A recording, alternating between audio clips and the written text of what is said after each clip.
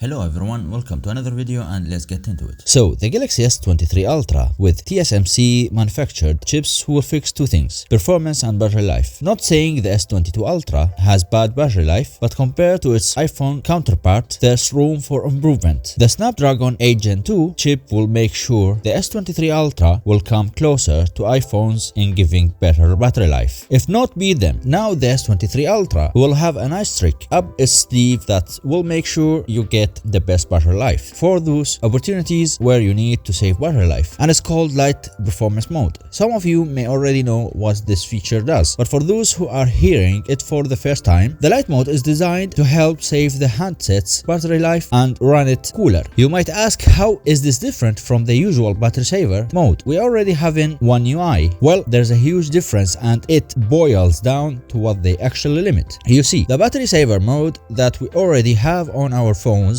limits the screen refresh and more, so basically it cripples the handset. But the light mode doesn't do any of that. It doesn't disable any feature, it doesn't limit the 120Hz refresh rate, and it doesn't limit the background process. All it does is it reduces the clock speed of the chipset by a couple of 100 MHz, basically matching the performance of the last year chipset while keeping every feature intact. The last few 100 MHz of the chipset are the one that consumes a lot of power, so reducing it is a smart way of saving battery life because you are not losing any significant performance, but you're gaining a lot of efficiencies and hence a better battery life. Now, I'm not saying you should turn this feature on when you get the phone, because the S23 Ultra will get you through a day of use with ease in the standard mode. But there will be situations where you need to save battery life, and in those days you should use this feature than crippling your phone with the usual battery saver mode. Moving on, for those who still have doubts that Samsung is ditching Exynos and going all in with Snapdragon chips worldwide for the S23, here's another confirmation from Qualcomm's chief financial officer, where he mentions that Samsung will increase the usage of Snapdragon chips from 75% of the S22 to 100% on the Galaxy S23, which is great news for folks at Europe. Now, speaking of the Snapdragon chip, here's a summary of what you can expect from the Snapdragon 8 Gen 2 on the S23. It's not just a typical annual refresh, but you will see some significant year-over-year upgrade in GPU, CPU, ISP, AI, and more. And finally, we have some updated information about the Impact event. A reputed South Korea publication reports that the Impact event will take place in the first week of February, and the release date will be around the 17th of February. Samsung unveiled the S23 handset at the event, and unlike last year, they won't showcase any tablets at the event. And subscribe to my channel. Thank you for watching. Peace out.